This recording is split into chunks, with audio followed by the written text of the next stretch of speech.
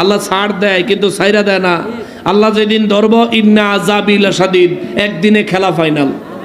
সম্মানিত হাজিরিন, আপনাদেরকে একটা কথা বলতে চাই, আমরা সুন্নি তার মানে দুর্বল হয়েন না, কারো হুমকি দমকিতে ভয় পায়েন না। এমন এক সময় এসে উপস্থিত হয়েছি, আমার অধিকার আমাকেই আদায় করে নিতে হবে, আমার নিরাপত্তা আমাকেই দিতে হবে। প্রশাসনের কাছে নিরাপত্তা চাই, দিলে তো ভালো কথা, না দিলে আমরা জানি কিভাবে আমার নিরাপত্তা নিতে হয়, আমরা জানি আমাদের অধিকার কিভাবে আদায় করতে হয়।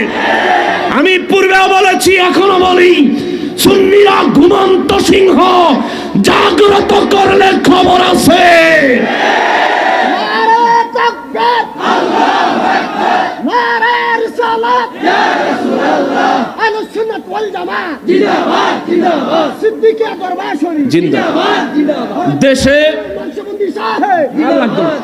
দেশে কোন জায়গায় যদি আল্লাহর ওলির কোন দরবারে হামলা হয়েছে কিংবা হবে, এমন কোন পরিস্থিতি যদি দেখেন, জীবন দিতে প্রস্তুত আছেন?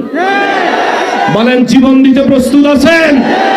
যেখানে আল্লাহর ওলির দরবারে হামলা হবে, যে হামলা করবে তার 12টা বাজায় দিতে হবে, যে হামলা করবে তার হাত পা ভেঙে গুড়িয়ে দিতে হবে, যে আল্লাহর ওলির দরবারে হাত দিবে তার হাত ভেঙে জায়গা মতো ঢুকিয়ে দিতে হবে। পারবেন? পারবেন? ওলি আল্লাহদের মুরিদ মানি এই না যারা অত্যাচার করে যাইব আর আমরা সহ্য করে যাবো, এটা না।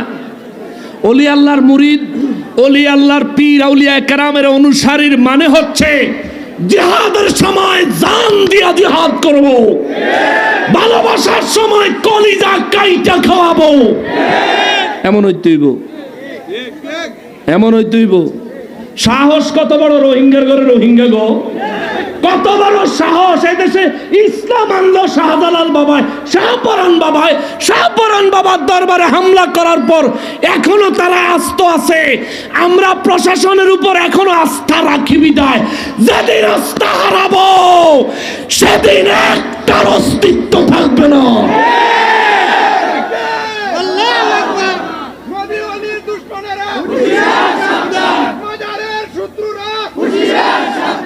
আপনারা খুশি? আমি যদি মইরা যাই, আমার যদি পুলিশে গ্রেফতার করে নিয়ে যায়, কিংবা ক্রস ফায়ারে যদি মেরে লায়, কিংবা কোনো ওয়াহাবি রাস্তায় হামলা করে আমারে যদি শেষ করে দেয়, ওলি আল্লাহদের দরবারগুলো নিরাপত্তা দেওয়ার জন্য আপনারা কি জান বাজি রাখতে পারবেন? আসলে পারবেন? আমি যদি বাচ্চা থাকি, নাকের আগায় যদি শুধু নিঃশ্বাস থাকে, যদি আহত হয়ে হুইল চেয়ারে বসে থাকি, আল্লাহর কসম করে বলি, ওলি আল্লাহদের দরবারের জন্য, হক প্রতিষ্ঠার জন্য হুইল চেয়ারে করে হলেও আমি প্রত্যেকটা সমাবেশে হাজির হব। আপনি কি পারবেন? হাজির হতে পারবেন? এই দেশের ওয়াহাবিদেরকে নারায়ে রিসালাতের স্লোগান দিলেই তো ওরা বইলা জায়গা, এর মধ্যে তারা এত বড় সাহস পায় কোত্থেকে? এত বড় সাহস পায় কোত্থেকে? প্রশাসনের ভাইদেরকে বলি, এ হাসানুর রহমান হুসাইন নকশবন্দির ইতিহাস খুঁজবেন, ইন্টেলিজেন্টের মাধ্যমে আমাদের বিষয়ে গোয়েন্দা রিপোর্ট দিবেন। আমরা কখনোই উগ্র না, আমরা দেশের ক্ষতি করি না, আমরা মানুষের ক্ষতি করি না, ঠিক কিনা বলেন? আমরা কোরআন সুন্নাহ মতো ওলি আল্লাহদের দেখানো পথ পদ্ধতি মোতাবেক মানুষদেরকে তাসাউফের পথে ডাকি, মানুষদেরকে নবীর প্রেমের পথে ডাকি, মানুষদেরকে শান্তির দিকে ডাকি, ঠিক কিনা বলেন?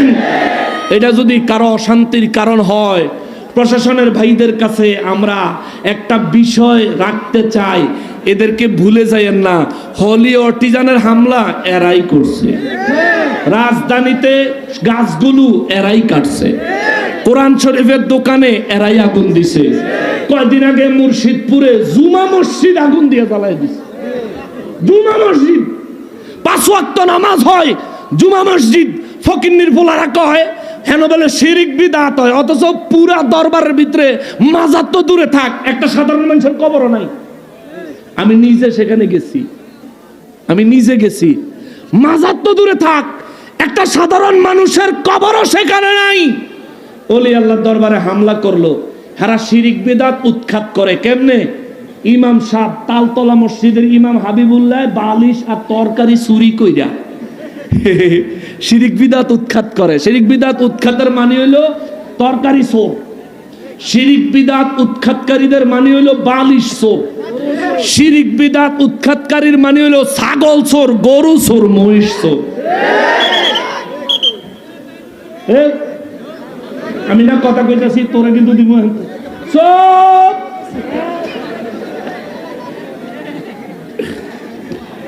শোনেন, আমি তো মেজাজি মানুষ, জানেনই তো, কখনোই আশা করি না কালকার সূর্য আমি দেখবো, কখনোই আশা করি না। আপনি যে আশা করেন আরো 100 বছর বাঁচবেন, লাভ নাই, আপনার লাগেও রিস্ক। মৃত্যু ঘাড়ের শাহরগের চাইতেও কাছে, বুঝেন? মৃত্যু ঘাড়ের শাহরগের চাইতেও কাছে। একটু চিন্তা করেন, বয়স আপনার কত হয়েছে? 30, 25, 40, 50। আজ রাতে যদি আপনি মৃত্যুবরণ করেন, কালকে সকাল পর্যন্ত কবরে ঢুকাইয়া দেওয়া মাত্র আপনার জীবনের হিসাব দিতে হবে। একটু চিন্তা করেন, নিঃশ্বাসটা বের হয়ে গেছে, আর যদি না ঢুকে জানাজা দিয়া দাফন করে দিলে, এখন দাফন করে দিলে 40 কদম কবর থেকে আসতে যেই সময় লাগে, সময় পার হইলে দুজন ফেরেশতা কবরে ঢুকে যাইব, আপনারে বসায় দিব, রূহ ঢুকায় দিব, প্রশ্ন করে বসবো মার রব্বুকা। জবাব আছে? রেডি আছেনি জবাব? নবী বলেন, যে দুইটা ফেরেশতা আইবে এদের চোখগুলো নীল, এই ফেরেশতারা দেখতে বড় ভয়ঙ্কর। নবীজি বলছেন হাদিস শরীফে, এই ফেরেশতাদের চোখগুলো নীল, দেখতে বড় ভয়ঙ্কর। ভাইরে,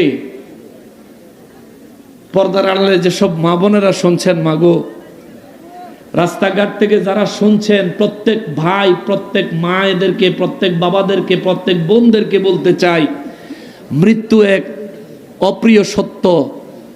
আল্লাহকে অস্বীকার করে এমন মানুষ জমিনে আছে, কিন্তু মরণ অস্বীকার করে এমন মানুষ নাই। আমরা মুসলমান হিসেবে মরণ লাগবো, মরলে পরে কবরে ঢুকলেই হিসাব দেওয়া লাগবো। নিজের জীবনের হিসাবের খাতাটা একটু ক্লিয়ার করেন। এই জন্য আল্লাহ সূরা হাশরের 18 নম্বর আয়াতে কয়, ইয়া আইয়ুহাল্লাযীনা আমানুত্তাকুল্লাহ, হে ঈমানদার, তোমরা আমি আল্লাহকে ভয় করো। ওয়াল তানজুর নাফসুম মা কদ্দামাত লিগদ, প্রত্যেকটা নফসকে, প্রত্যেকটা আত্মাকে, প্রত্যেকটা ব্যক্তির চিন্তা করা উচিত আগামীকাল কবরের জন্য, আগামীকাল মানে হাসরের জন্য সে কি পাঠাইছে। সুবহানাল্লাহ।